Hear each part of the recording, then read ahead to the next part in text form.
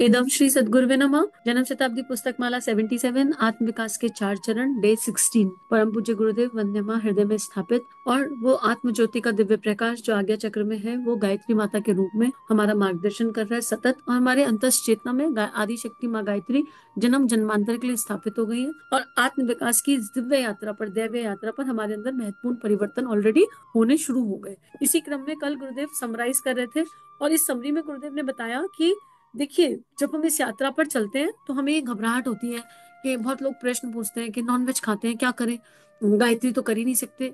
तो उसका उत्तर ये है कि आप गायत्री करो, नॉनवेज छूट जाएगा। आप ये मत सोचो कि नॉनवेज छोड़कर गायत्री करेंगे, क्योंकि नॉनवेज छोड़ने की शक्ति कहाँ से आएगी, संकल्प बल कहाँ से आएगा। हमारे अंदर ये बुरी आदत है, इस बुरी आदत के साथ गायत्री कैसे करें। आप बुरी आदत के बारे में चिंतन मत करो, आप गायत्री का चिंतन करो, आप गायत्री करो। परम पूज्य गुरुदेव के वैल्यूज और प्रिंसिपल्स के आधार पर गायत्री करो, है ना। जिस जगह बैठते हैं, भाई देखो सिंपल सी बात है, अगर हम बेड पर सोने जा रहे हैं तो बेड की चादर को मनाते हैं, चादर को अच्छे से खिसकाते हैं, साफ करते हैं, झाड़ते पोंछते हैं और फिर बैठते हैं, अपने घर को पूरा स्वच्छ रखते हैं। अब देह रूपी मंदिर में गायत्री को बिठाना है और देह रूपी मंदिर से गायत्री करना है, तो इस देह रूपी मंदिर की साफ सफाई का भी ध्यान रखना पड़ेगा। उसके सिंपल टर्म्स हैं, हम सत्य बोलेंगे, हम मुस्कुराते रहेंगे, खिलखिलाते रहेंगे, आत्मीयता का विस्तार करेंगे, सबसे प्रेम से बात करेंगे, विनम्रता से बात करेंगे, शांत रहेंगे, वसुदेव कुटुंबकम की ऊर्जा को समझेंगे, मैं क्या हूं के बारे में जानेंगे, सोचेंगे, समझेंगे। और हम क्या करेंगे, अपनी इंद्रियों की वृत्तियों से बाहर आएंगे, इंद्रियों की लिप्साओं से बाहर आएंगे। हम एक धारणा, कौन सी धारणा, कल एक धारणा गुरुदेव ने दी जो मुझे बड़ी अच्छी लगी। क्या, कि हम आपकी भूमि है। अब बंजर है या उपजाऊ है हमको नहीं पता, हम भूमि है, हमारे ऊपर इस देह में कई कई जन्मों के खरपतवार उग गए। तो हे परम पूज्य गुरुदेव, हे हमारे इष्ट, हम जिसको भी मानते हैं, अब आपको शरणागत होकर आपकी शरण में हम गायत्री करते हैं और सविता की दिव्यता को धारण करते हैं। इतना कर लो, उसके बाद परम पूज्य गुरुदेव अपने आप खरपतवार उखाड़ के फेंक देंगे और दिव्य बीजों की स्थापना इस देह में कर देंगे। ये देह ही तो वो बनेगी उपजाऊ भूमि जो गुरुदेव के काम आ जाएगी। और इसी क्रम में जब हम ये करते रहेंगे तो ये साहसियों का काम है। इस यात्रा पर चलते हुए हीन भावना को आने मत देना। देखो, जब दिवाली की सफाई करते हैं तो एक बार बहुत सारा कचरा निकलकर हॉल में आकर गिरता है।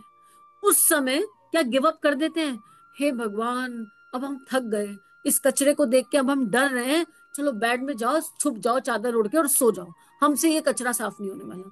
उस समय और शक्ति से लगता है कि अरे अब तो थोड़ा सा रह गया, अब तो सारे अंदर की तो एकदम नीट एंड क्लीन हो गई, थोड़ा कचरा सतह पर ही तो है, हॉल में ही तो पड़ा है, पूरे घर की सफाई करिए, पेंट वेंट हुआ, अलमारियां साफ हुई, तो पुराना पता नहीं कितना कितना संग्रह हुआ वह सब बाहर निकल कर आ गया।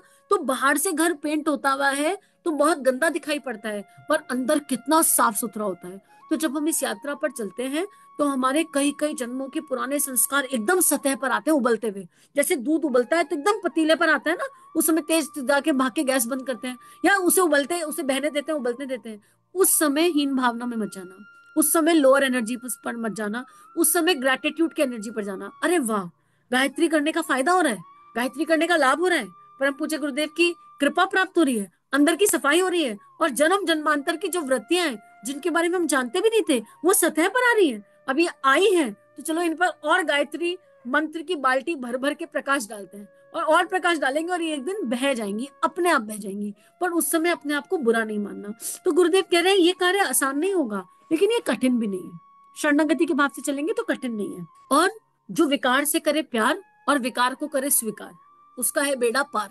अपने विकारों को देखकर उनसे ये मत कहो तुम क्यों आए हो, तुम चले जाओ यहाँ से, हम तुम्हारा सिर काट देंगे, नहीं।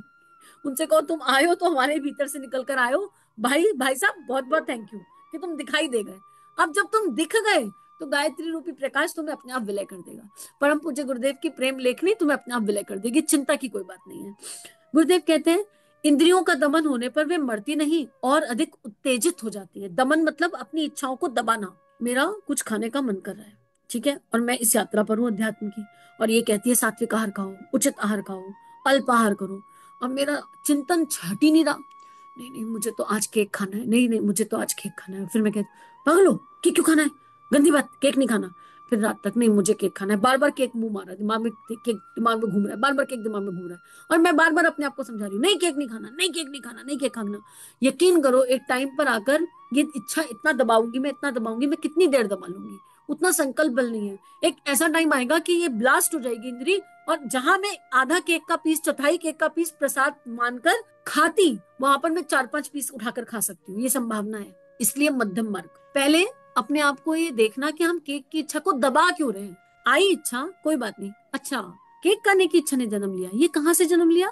अब देखो, अच्छा बचपन में बर्थडे पार्टी में जाते थे, केक बहुत मिलते थे, वहां से जन्म लिया। उस इच्छा के मूल में जाओ। अच्छा केक का स्वाद क्या होता है? ये स्वाद केक की इच्छा है या मीठा खाने की इच्छा है? जड़ में जाओ उसके। ये केक की इच्छा है, क्या इसको रिप्लेस किया जा सकता है? Am I looking for some sweet? क्या मैं गुड़ खाकर शांत हो सकती हूँ? क्या मैं अनार के थोड़े दाने मुंह में डाल लूं तो ये इच्छा दमन हो सकती है, इच्छा ट्रांसफॉर्म हो सकती है? किसी भी इच्छा को ट्रांसफॉर्म करो, मोस्टली हमें स्वाद की इच्छा होती है।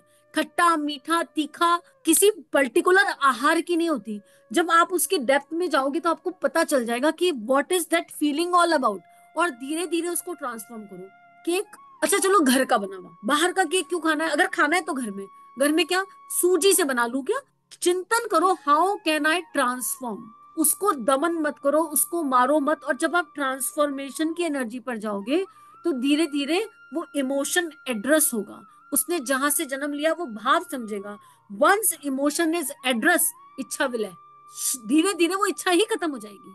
वो आपको शुरू में जितना आप दबाओगे उतना वो और उफान लेकर आएगी। तो परम पूज्य गुरुदेव कह रहे हैं ये काम सरल नहीं है, और इंद्रियों का दमन करने पर मरती नहीं, उत्तेजित हो जाती है और भयानक परिणाम लाती है। इस स्थिति में मानसिक संतुलन बनाए रखें, दृढ़ता बनाए रखें, बार बार वैराग्य भावना मस्तिष्क में उमगाते रहना आवश्यक है, तभी आत्म सुधार का क्रम होगा। इसमें निर्दयता भी बड़ी अपनानी पड़ती है, तप तितिक्षा भी इस प्रचलित धैर्य में परिवर्तन का ही दूसरा नाम है। यह दूसरा चरण उठ जाने पर प्रगति का चक्र गतिशील हो उठता है। अब ये तो केक की फीलिंग थी, तो मैंने इसको ट्रांसफॉर्म कर दिया, ठीक है, और मैंने इसको मध्यम मार्ग से अपनाया। यही मेरे अंदर दारू पीने की फीलिंग आने लगे तो क्या करूं, जाके पिया हूं एक पैर? नहीं भाई, वहां पर तब करना पड़ेगा, नहीं पी सकते। क्यों? क्योंकि इसमें कलयुग का निवास है। क्यों? क्योंकि ये मेरे ब्रेन को डेड करती है। अपने आप को बताओ, what what the drink is doing. Cigarette क्या कर रही है, दारू क्या कर रही है, शराब क्या कर रही है? ये हमारे ब्रेन सेल को डेड करती है, हमारी सोचने समझने और फीलिंग करने की जो क्षमता है उसको खत्म कर देती है। इसका मतलब मुझे कोई ऐसी फीलिंग है जिसको हम जीना नहीं चाहते। हमने जब पहली बार ड्रिंक किया तो शौक में कर लिया हो सकता है, या दुख में कर लिया हो, लेकिन कोई अंदर ऐसी सप्रेस इमोशन है जिनको हम जीना नहीं चाहते थे, और उनको ना जीने के कारण में हमने उनका जो सब्स्टिट्यूट है वो ड्रिंक में ढूंढ लिया। पर क्या इस सब्स्टिट्यूट के साथ जीवन चल सकता है? लीवर खराब कर रही है, किडनी खराब कर रही है, ठीक है। इस एनर्जी को ट्रांसफॉर्म करना है तो क्या करना पड़ेगा? जब अपने आप को बार बार कहना पड़ेगा वैराग्य की तरफ, no no this is not giving me anything. ना ये मीठा है ना ये खट्टा है, कड़वा है। ना ये मीठा है ना ये खट्टा है, ना ये तीखा है, ये तो कसैला है, कड़वा है। ये क्या है? वो बचपन में बच्चों को ब्रांडी पिला तो वो भी थूक देते हैं। कभी कभी बचपन में बहुत छोटे में डॉक्टर दवाई के रूप में रिकमेंड कर देते हैं, बहुत छोटी सी एज में बहुत सर्दी खांसी हो जाए तो बच्चे उगल देते हैं। तो यहाँ पर ये विवेक हमें अपनाना पड़ेगा कि किस वृत्ति ने सर मारा, कौन सी वृत्ति उठकर आई, और उसके हिसाब से हमको निर्णय लेना होगा कि कहाँ पर बैलेंस करना है, कहाँ पर तप तितिक्षा अपनानी है, कहाँ पर दंड का संविधान अपनाना है। ये विवेक प्रज्ञा हम सबके भीतर है, और सबके गुण कर्म स्वभाव अलग हैं। तो जो मेरे लिए दवाई काम करी, जरूरी नहीं है कि आपके लिए भी वो दवाई काम कर जाए, लेकिन गायत्री सबके लिए काम करेगी, यूनिवर्सल मंत्र है। परम पूज्य गुरुदेव वंदे माँ का आशीष सबके लिए काम करेगा, वो यूनिवर्सल है क्योंकि वो हमसे बराबर प्रेम करते हैं। तो हम जितना गहरी अपनी कॉपी जांचेंगे उतना डीप समाधान हम लेकर आएंगे। समाधान हमारे भीतर है, कहीं बाहर नहीं है। तो गुरुदेव कहते हैं कि ये दूसरा चरण है और चक्र इससे गतिशील हो उठता है। आत्म उत्थान का तीसरा चरण आत्मनिर्माण अर्थात श्रेष्ठ सज्जन गुण कार्य और स्वभाव की जो विशेषताएं होनी चाहिए उनकी पूर्ति के लिए योजनाबद्ध प्रयत्न, plan plan effort plan efforts. एक होते हैं एफर्ट्स, एक होते हैं प्लान एफर्ट्स। मुझे आज घर से जाना है, क्या जाना है? गुरु कार्य करने जाना है। अब ये तो हो गया एक एफर्ट कि मैं घर से निकलूं गुरु कार्य के लिए, पर मेरे पास कोई प्लानिंग नहीं है, मैं कहाँ जाने वाली हूँ मुझे पता नहीं, बस मैं घर से निकल रही हूँ। उससे कुछ आउटपुट आएगा क्या? अरे मुझे अपने दिमाग में प्लान करना पड़ेगा, मुझे आज घर से जाना है तो मुझे कहाँ जाना है, किस क्षेत्र में जाना है, किस एरिया में जाना है, क्या लेकर जाना है, गुरु कार्य करना है, कौन सा वाला गुरु कार्य करना है, लोगों को किस चीज के लिए मोटिवेट करना है, अखंड ज्योति बांटने जाना है, युग निर्माण बांटने जाना है, चैनल के बारे में बताने जाना है, यज्ञ के बारे में बताने जाना है। I have to be very clear, it have to be a plan effort. जब हम भगवान के काम के लिए प्लान एफर्ट करते हैं, एक होता है मुझे खाना बनाना है, गुड एनफ, खाना बनाना है, किचन में जाकर आधा घंटा सोचते रहो, खाना बनाना है, खाना बनाना है, खाना बनाना है। पर it it have to be a plan, क्या बनाना है, क्योंकि जो बनाना है वो रिसोर्सेज अवेलेबल है। यहाँ बैठे बैठे सोचा खाना बनाना है, और फिर सोच लिया आलू टमाटर बना लेती हूँ, किचन में गए ना आलू है ना टमाटर है, तो क्या ये प्लान एफर्ट था? अरे आलू टमाटर सोचा, चेक तो करो रिसोर्सेज आलू टमाटर है या नहीं। मुझे बैठे बैठे मैं कह लूं मुझे प्रधानमंत्री बनना है, अच्छा ठीक है बहुत बढ़िया बात है, लेकिन प्रधानमंत्री बनने के लिए क्या मेरे प्लान एफर्ट है? तो गुरुदेव यहाँ पर कह रहे हैं योजनाबद्ध प्रयत्न, किसके लिए? इस आत्मिक यात्रा के लिए। तो हमारे पास एक पूरा प्लानिंग होनी चाहिए, पूरा हिसाब किताब होना चाहिए, और उस प्लानिंग का सबसे पहला बिंदु यही है कि शरीर के सुखों को अलग और आत्मा के सुखों को अलग कर दीजिए। इसमें जब आप मैं क्या हूं सुनेंगे तो आपको समझ में आ जाएगा कि शरीर के सुख और आत्मा के सुख एक दूसरे के विरोध विरोध वाले हैं, बिल्कुल अपोजिट हैं, एक नहीं है। और हम शरीर के सुखों के लिए कितना, हम दिन का कितना हिस्सा दैहिक शरीर के सुखों के लिए बिता रहे हैं और कितना हिस्सा आत्मा के सुखों के लिए, वो रेशियो हमें बता देगा कि हमारी दिशा और गति क्या है। आगे गुरुदेव कह रहे हैं भाई अगर आप योजनाबद्ध प्रयत्न करेंगे तो आप कंटीली झाड़ियों को आपको हटाना होगा, उनकी जड़ों को खोदकर उनके स्थान पर पुष्पों के पौधे ना लगाए जाएं तो एक और झाड़ियां फिर से उगाएंगी।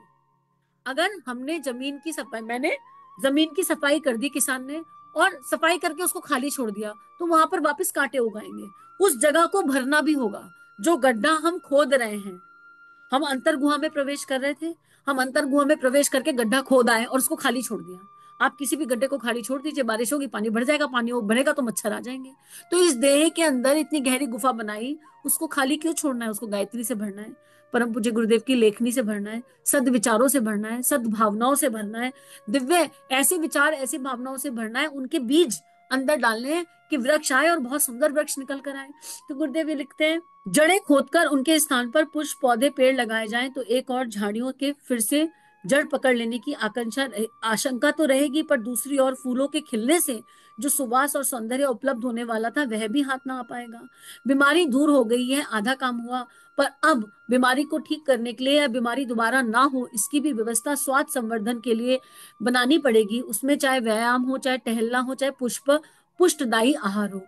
आत्मिक प्रगति के क्षेत्र में भी सद्गुणों के परिमार्थ के गुणों को धारण करने की प्रतिष्ठापना की जाती है, व्रत धारण किए जाते हैं, श्रेष्ठता संवर्धन के संकल्प उभारे जाते हैं और उन पर चल पड़ने के लिए अभ्यास किया जाता है। इसी की तृतीय चरण में पूर्ति होती है। आत्मोत्कर्ष की अंतिम भूमिका आत्म विकास की है। संत, शहीद और सुधारक इस चतुर्थ भूमिका के उत्पादन है। चौथे पद में संन्यास का विधान शास्त्रों में है। वहां तक पहुंचते पहुंचते ज्ञान, कर्म और भक्ति पक जाते हैं। जीवन की नश्वरता, आत्मा का अविनाशी भाव स्पष्ट हो जाता है। सारा समाज एवं कुटुंब और संपूर्ण सृष्टि अपने घर जैसी लगने लगती है। विश्व बंधुत्व और वैराग्य की भावनाओं को इस स्तर पर तक पहुंचा देने से जिस तरह सन्यासी जीवन समाज के लिए समर्पित हो जाता है, उसी तरह की भावना इन चतुर्थ भूमिका में पहुंचने के लिए अपनानी पड़ती है। अपनी महत्वाकांक्षाएं, नाम, यश एवं प्रतिष्ठा को नितांत हे मानकर उनकी अपनी क्षमताओं की सच्चे हृदय से लोक कल्याण में उपयोग करने की रूपरेखा बनानी पड़ती है। धर्म, समाज और संस्कृति के लिए काम करने में रस लेना पड़ता है। आत्म विकास की यह चतुर्थ भूमिका जितनी परिपक्व हो जाएगी, जीवात्मा उतने ही अंशों में महात्मा, देवात्मा और परमात्मा के रूप में विकसित होती चली जाएगी। देखो इस पैराग्राफ को अनुभव के स्तर पर समझना हो ना, तो परम पूज्य गुरुदेव को और गहरा सुनना पड़ेगा। पीछे परम पूज्य गुरुदेव ने एक स्वाध्याय कराया था जन्म शताब्दी में, और उसमें उन्होंने ये बताया था गायत्री क्या देती है, गायत्री हमें क्या बनाती है, और उसमें उन्होंने यही बताया था कि गायत्री संत बनाती है, शहीद बनाती है और सुधारक बनाती है, और इसका पूरा डिटेल एक्सप्लेनेशन दिया था। और वो बुक है शायद दैवीय सभ्यता का विस्तार कैसे करें, जन्म शताब्दी पुस्तक माला 75 और 75 में, और उसके बाद विश्व वारा देव संस्कृति 74, इसमें इसका पूरा एक एक्सप्लेनेशन आया था। तो हमको इन दिव्यताओं को जानना है, समझना है और उस आनंद की ओर जाना है लेकर अपने आप को, जिस आनंद में गुरुदेव लेकर जाना चाहते हैं। तो फिर गुरुदेव की लेखनी को और गहराई से जानना और समझना होगा, और जिसने मैं क्या हूं सुन लिया उसको ये समझ में आ ही जाएगा, इतनी बात तो समझ में आ जाएगी। इसके अंत में गुरुदेव कह रहे हैं एकांत सेवन अंतर्मुखी जीवनचर्या का अभिनव अभ्यास करने की दृष्टि से इसको आवश्यक माना गया है और गुफा प्रवेश की उपमा दी गई है। इसके पश्चात गुफा प्रवेश भी है और सबको अपने आप को चारों तरफ से समेट कर आत्म केंद्रित होना, अंतर जगत में प्रवेश करना एक ही बात है। तो बस अब हम ये सोच लें कि हमें सारे भवबंधनों से पार जाना है, सारे उठापटक से बाहर जाना है, सारे व्याह और मोह से बाहर जाना है। और जीवन दो तरीके से दिया जा सकता है, आंतरिक और बाह्य। हम बाहर की तरफ भागते जा रहे हैं, भागते जा रहे हैं, गुरुदेव हमें भीतर की तरफ ले जाना चाहते हैं। तो जितना बाहर की तरफ जाएंगे उतना भटकाव होगा, उतना भ्रम जाल में उलझ जाएंगे। जितना भीतर की तरफ जाएंगे उतना ब्रह्मा की ओर जाएंगे। और इस पुस्तक में गुरुदेव ने भ्रम से ब्रह्मा की ओर जाने का रास्ता दे दिया है। देखो, ईश्वर से हम ईश्वर सबसे प्यार करते हैं। अल्टीमेटली बात यह है कि हम ईश्वर से प्यार कर पाए या नहीं। तो अब तक हमने ईश्वर के प्रेम पे बहुत संशय कर लिया, पर अब ईश्वर के प्रेम को अनुभव करें और अपने अंतर जगत में जाकर देखें, वो ईश्वर हमें मुस्कुराता खिलखिलाता दिखाई देगा और वहां से आत्मविकास सहज हो जाएगा। ये यात्रा अनुभव और अनुभूति की है। ये यात्रा सुनने की भी नहीं है। ये यात्रा वाही वाही करने की भी नहीं है और सुनकर आनंद लेने की भी नहीं है। ये यात्रा जीने की यात्रा है और सतत जीने की यात्रा है। तो चलिए साथ मिलकर इस स्वाध्याय को अपने जीवन का अभिन्न अंग बनाते हैं और परम पूज्य गुरुदेव हमें जिस निर्धारित लक्ष्य की ओर लेकर जा रहे हैं उस ओर चलते हैं।